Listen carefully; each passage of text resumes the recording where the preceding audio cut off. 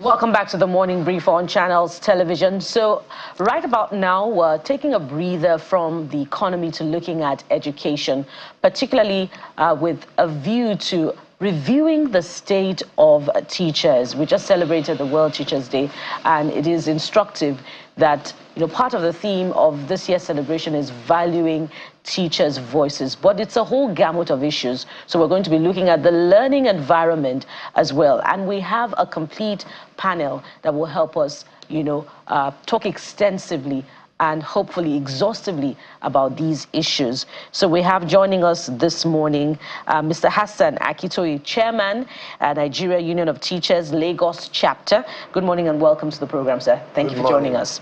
We also have joining us Honorable Yomi Adamsing, who is a parent. Thank you so much, sir, for taking time out to represent the children. Thank you for joining us on the program. And we have the last, but definitely not the least, Mrs. Ronke Shoyombo. She's the Special Advisor, Education Sector, Ogun State. Thank you so much for joining us on the program. Thank you for inviting me. Thank you. So I'm going to start with you naturally, ladies first, and we'll look at maybe Ogun State briefly on the back of this year's celebration, which is which has as its theme valuing teachers' voices, and the policy of the Ogun State government is that the teacher is king. So perhaps a good place to begin will be the 70,000 naira minimum wage, which is key to teachers' remuneration. How soon will that take off? And besides that, help us understand the viability of the policy of the Ogun State government towards improving teachers' welfare in that sector. Thank you very much. And can I say good morning to viewers? Thank you so much for inviting me. When it comes to teachers, you will see that they are the light in the life of our children that we can't afford to joke with. And so as a state, we've actually prioritized them, particularly in terms of salaries. I mean, salary has been very, very constant. We've never failed them at all. In terms of most of the things that they're asking for, we always do that. However, when it comes to the increase in salary that has come from the federal, that's something that is actually being looked into at the moment. And my governor is going to make a pronouncement on that soon, but is yet to be done. And apart from that, our teachers are quite good, because what we've done is how do we digitize things to make life really easy for them. Most of the things that we were doing manually before has changed completely. So the attendance, you do the attendance in school, we can easily get it from the ministry. So that has made life really easy for them in terms of all the things that they use, their resources. The only thing we're yet to do at the moment, because we've actually, as I said, we've digitized things, and also in terms of all the asking, most of the things have been done. However, there are still rooms, and what the teachers have also done is they have actually put together their lesson plans. We've used the CREAM teachers to bring together all the lesson plans, and we've not just done that. We have also added simulations. So if, for example, you're teaching digestion, we want the children to be able to see how the food gets into the esophagus. So there is PowerPoint, there is a lot of interactive resources coming with that, and those are things that teachers are really looking forward to, that we're going to be launching soon. And they have made it by themselves. So it's not somebody coming to make it for them. We've used the cream of the society to make all this so that we can then launch it out to all teachers. So whatever you're teaching in this division is exactly what you're doing. So what I'm trying to say here is to make life easy for our teachers, so that you're not just thinking about the lesson plan alone, you're thinking of how do I adapt it to the needs of the children. Because at the end of the day, we do so many trainings in Ogun State to ensure that teachers actually understand different types of children that we have. And with that, you'll be able to adapt whatever resources you have to yourself to suit the needs of those children. And those are the kind of things that is happening in Ogun State at the moment. Thank you. Let me come to Mr. Akitoye, because we're trying to approach this conversation methodically, right? So talk about the government bit, we'll talk about the teachers, and I think teachers are king, so you're like the king in this conversation. And of course the parents. But then there are different levels to this. There's the infrastructure bit, there's the welfare bit, there's the curriculum bit, and then the general output. What kind of students are we churning out? But do you get a sense? Because you'll never find a government that will say we're not doing well when it comes to education or teachers. You never. They will say we're doing great, and you say ask them. So let's ask you, do you feel that, because we look around and we see dilapidation in schools. Parents or the average parent might not want to take their child to a public school anymore. Most of them will say private school. Let me take my child to private secondary, private primary, private university. So maybe you can give us a backstory. How did we get to this point? Because public schools were meant to be the best. In fact, you feed the private schools, you set the pace, but that's not the case as much anymore. So what's responsible, and do you resonate with what governments say that we've given teachers all that we can, so they're doing good? Thank you very much. I am not the type of labor leader who tries to be, economical with truth. At the same time, I don't feel issue from our own point of, sides alone. No government will ever claim that he has not done so much sincerely to them, within the confine of resources available to them. They must have done so much. But the fact is that the best they have offered is not yet good enough for the society. So I am not of the type that will say, government or someone has not done anything. No, they have done so much within the confine of the resources available to them. And the fact is that based on the theme for this year's World Teachers' Day celebration, valuing teachers' voices, the simple implication of that theme is that it's not even about the teachers alone.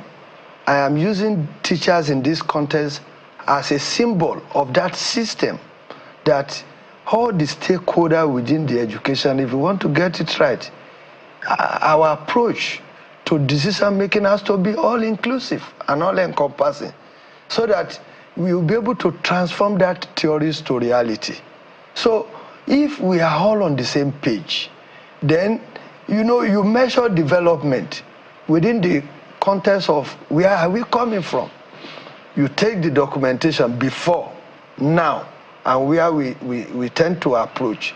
So if we go along that direction and we are on the same page, that means we will realize that we are not stagnant. Are we moving at the right pace? And I think that is where the challenge is. That's where the challenge. So let's break this down further. Yeah. She talked about PowerPoint, for example, helping the students see what they're learning. Yeah. Gone are those days when they'll say you should balance a chemical equation, and what you're saying is O2, CO2, and the students don't know what's O2. They've never seen O2 or CO2. All they see is on paper, or they draw computer on paper. That is even and they show them how to use computer on paper when they should have a computer. So let's talk infrastructure. She said PowerPoint, for example. How many public schools have a screen in their classrooms that these children can see these things, right? A lot of them still have maybe chalkboards. Those that have improved have the whiteboards. Some of the whiteboards are colored already because they've used it over and over again, so it doesn't look good. So in terms of infrastructure, right? Secondly is our curriculum. This is a world of AI, right? Generative AI and the rest. I know some put it in the curriculum just for it, but how many teachers even know how to teach AI, or they are versatile in that area? So are we really teaching our children what the world, what will be relevant in the world out there? I can go on and on, but for those two things, infrastructure and the curriculum. Now, let's start with the infrastructure. Like I said, we are not stagnant. The fact is that we are not there yet. In most of our schools, if not all, there is no place where you can see chalkboard again. She has mentioned something about the digitalization of teaching and learning. You might not find in all classrooms these digital instruments. But the fact is that even the nowadays children, they are already digitalized in all their activities. So you only need to teach along that direction, give them assignment, and they have all these instruments to work with. You can take your phone to the classroom, even if you don't have screen, and if you have anything to show them, Just Google it and you can even take it around. We can improvise. We can't get there just at once. We all know that the nation is crying. There is inadequate availability of funds. So, but the fact is that whether you like it or not, we are in digital age. And there is no teacher who can teach favorably now without, imploring that instrument of technology. And that is the truth. So in terms of infrastructure, you talk about classroom. Even in those days, to me as a teacher, it's not even about this infrastructure we are talking about that enhances learning, though it is a factor.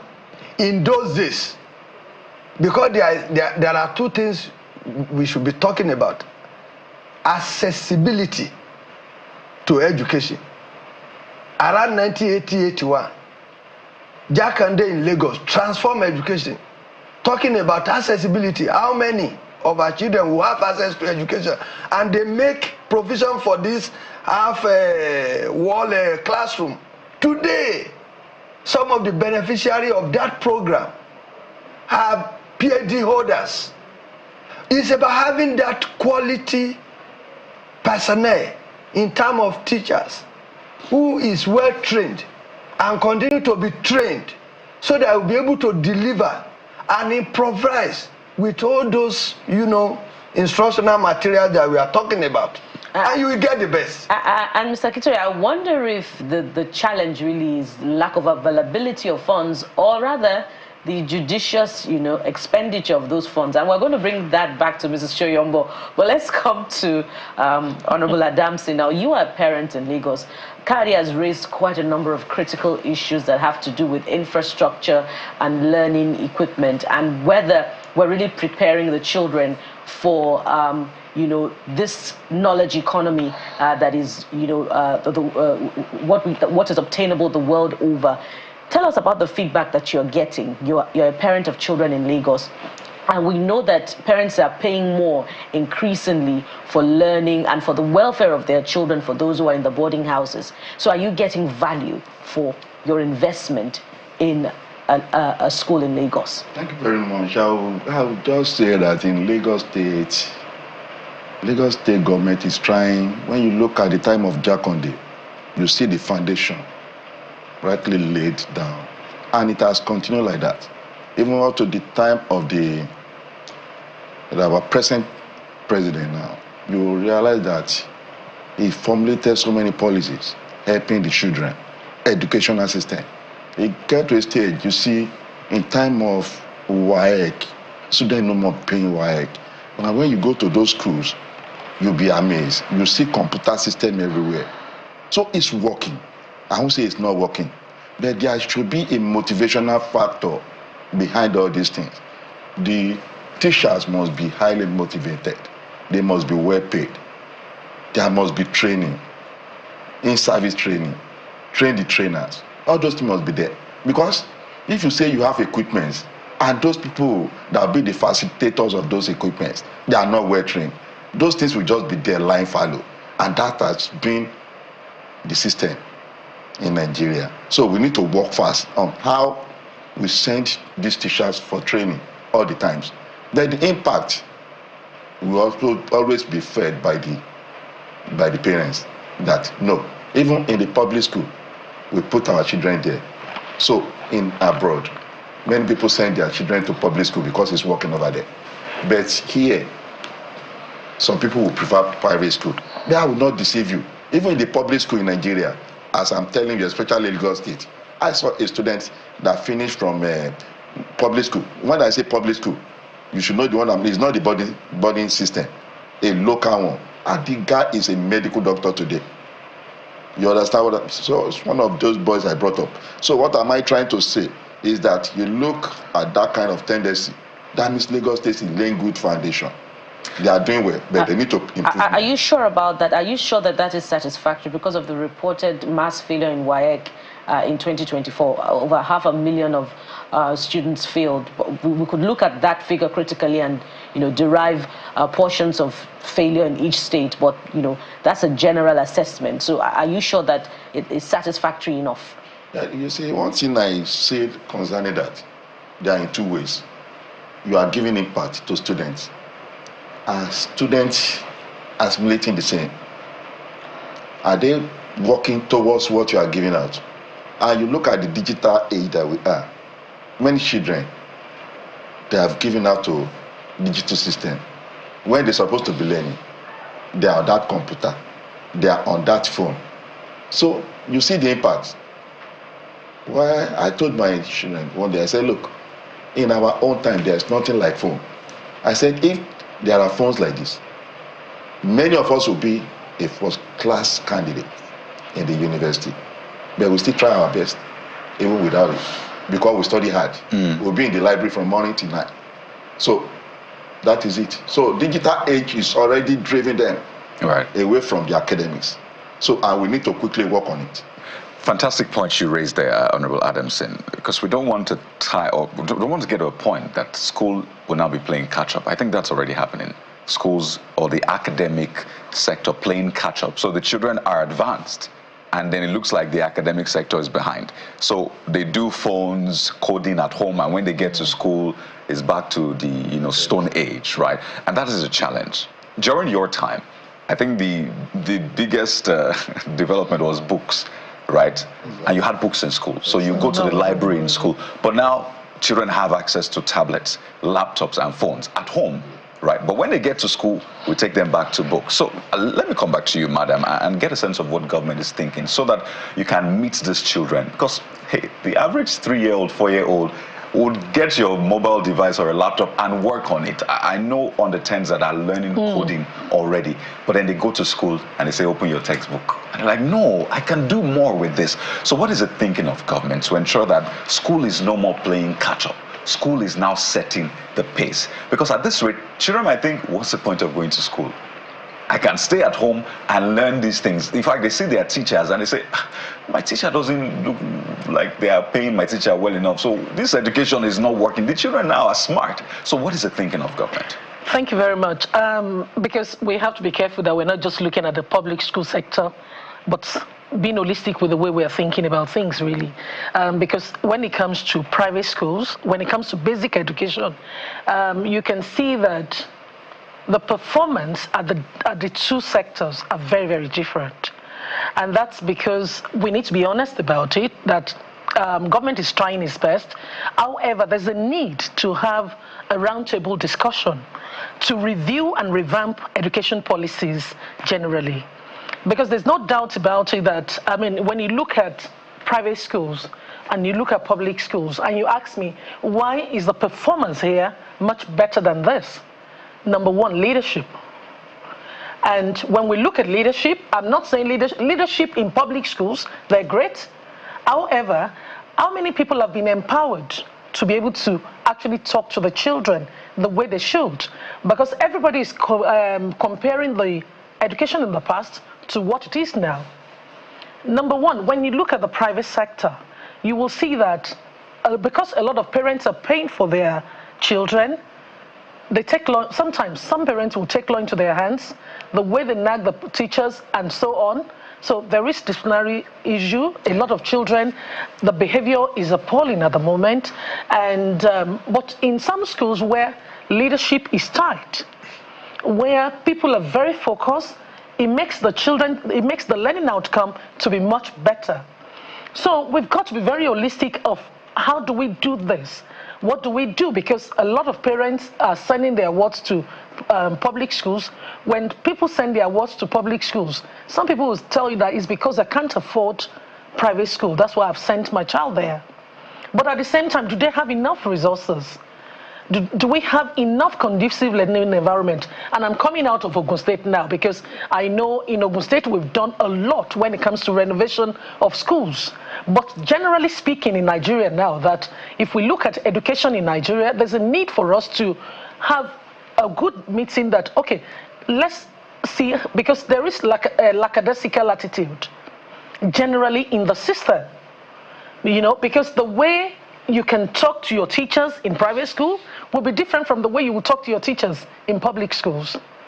But you still have teachers that are very, very well clued up because they have the heart. that I am for these children. I want to give the best to my children. So you have that. So there are issues, there are gaps.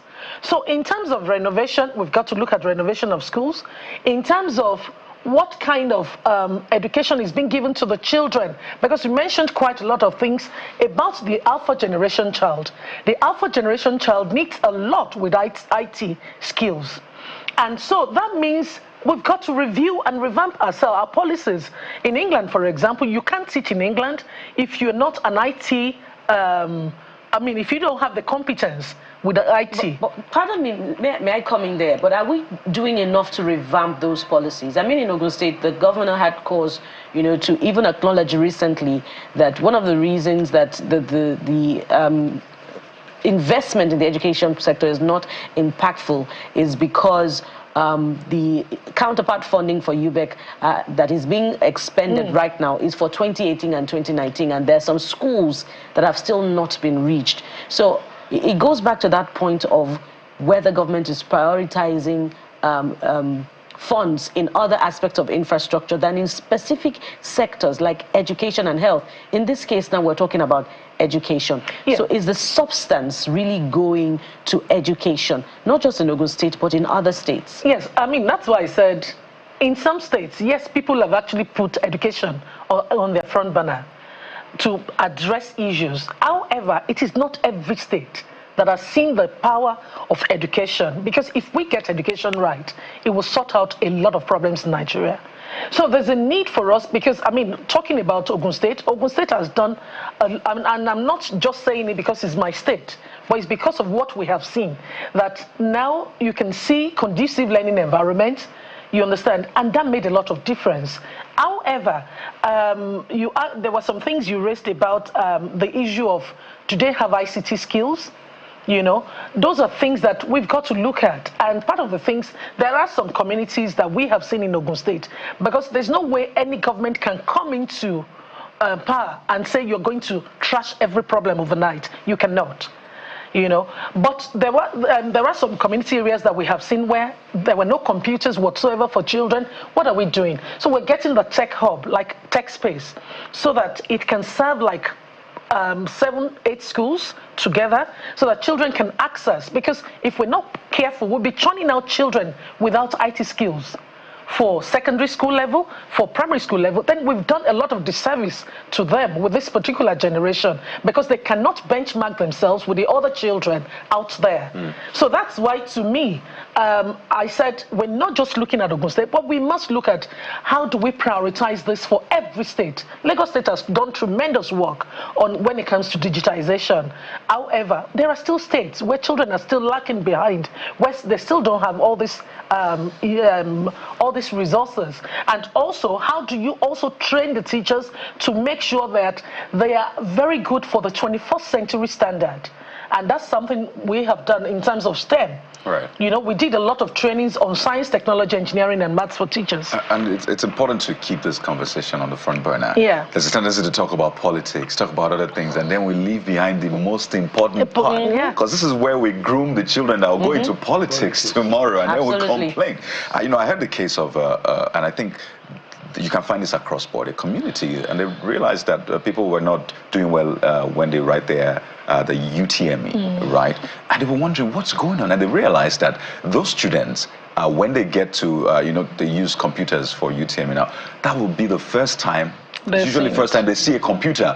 So it takes them 20, 30 minutes to first understand this computer, how do I go about it? So it's taking a private individual to build an ICT hub for that area. And you imagine other communities that don't even have those private individuals. So I want you to speak to the challenges of teachers, because there's a lot of weight on you. You need to have teachers that are up to date, have ICT skills. I don't even know how much of your teachers can code, right? And then maybe teach these students about artificial intelligence, because that is a trend today.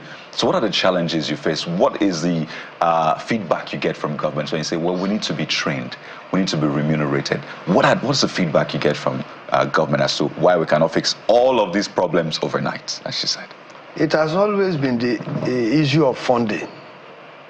Like you have rightly pointed out, there will always be scarce resources. But what percentage of the one available are we really appropriating for education. Just to reiterate, what is the goal? Because there's the agreement that we should give at least a percentage. A certain percentage. Is there any government that is doing that percentage? They are all far away from it. The highest we have witnessed is like 10%. When we're meant to be at 15. When we are meant to be at 50. So that is just the truth. And we must continue to come together and talk about this issue if we want to salvage this country.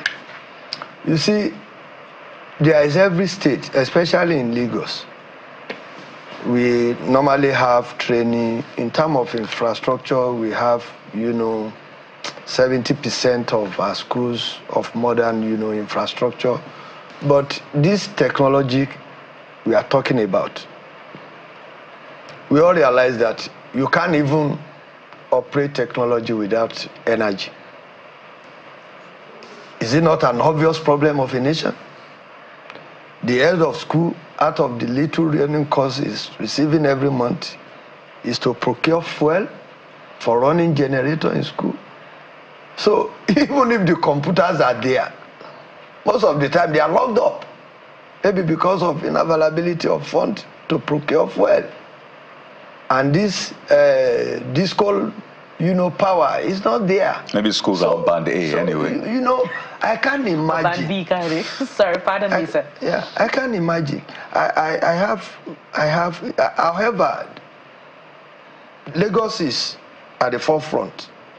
Others are looking up to them, but they have not really gone far. Well, Ogun is here. I don't know if Ogun will agree with you. I have my school. I have a very bad scenario to print to show that we are not doing enough and we are not being sincere in ensuring that we develop education. My school is Ikeja Junior High School, very close to Honorable Commissioner, the Commissioner of Police Office. Where you go along that Muiz Banire, at the end of that road, turn left, you will see building for Lagos State Building and Control, or something like that. Go and look at the edifice. You see how, the kind of modern equipment running on generator, just because probably is a, fund generating agency of the government. Go to the debt management office. Go to those parastatals of government who are actually generating, fund for the government. Go to school. Can the school be equipped at that same level as those? Because they're generating more than funds. They're generating human capital. Yeah. Schools are generating human capital. So there should be. You can see the kind of premium we place on human life. Despite the fact that we are saying that, Lagos is doing well, but you can still see comparison. And when you go to the, other country where they are getting it right, you see the kind of facility you have in school. Yeah. Which of the students who knows that is going into that school where will be comfortable will not, come there promptly, cooperate with the teacher to learn? It is obvious. But I think the parents need to do more. We are employee of the government. We can only do our own bit in terms of agitation, and especially when our remuneration has been taken care of, because in Lagos State, by every 23rd or 24th of every month, we receive our salary. We have our promotion as our when due. Leave allowance is going on. The little training they could do, they are doing it. You can't cross your line, because I have jurisdiction. I can't be talking so much about... Yeah, but are you earning the minimum wage already? Parent. Are you earning the minimum wage already? 70? This is a very technical issue. When we say minimum wage, it has to do with that person on grade level 1, step 1, must collect nothing less than 70,000. That is already operating. But there's no consequential adjustment. But the consequential adjustment has not been done in virtually any of the states. Even those states who profess to have done it, they have not done anything. And your commentary just is instructive, yet again, about the theme of this year's celebration. Moving beyond what is comfortable for government to do to what is excellent, such that the teachers can compete with their counterparts across the world. But before we wrap up this conversation, let me come to you very quickly, Honorable Adamson. Let's address that matter that trended a few weeks ago about the increase in boarding fees for students in Lagos State model colleges. Has that issue been addressed? No, the issue is still generating a lot of misunderstanding. There was a letter that came from the state government, from the commissioner's office, actually been written by the PAMSEC. So that's an increment in school fees, sacrosanct, So, and when that letter came out, the students were supposed to resume on the 15th, and later came out on the 13th, which was Friday. That letter came out around afternoon. And students are supposed to come back to the hostel on Sunday, which was on the 15th. You can see the time lag. So, policy makers, at times, they are lagging behind. They are lagging because when you look at it very well, students went for holidays. That was not less than 2 months, or let's say 6 weeks in average. And there wasn't anything later that need to be given to the stakeholders, to the principals, or calling the stakeholders, the parents, the parent forum, generally, to a meeting. Then you talk about increments.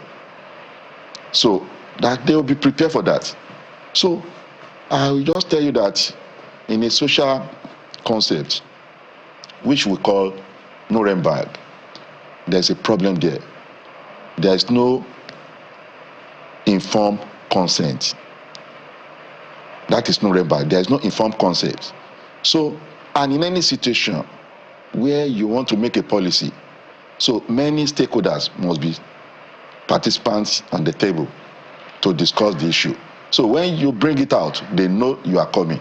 So basically consultation. Consultation, there wasn't... Not that you don't agree that there needs to be more funding or at least more money put into education. There should be more funding because of the economic issue now. All right. But when you come out with that exorbitant, you see, when you look at average people that send their children to this public school, they are poor of the poor.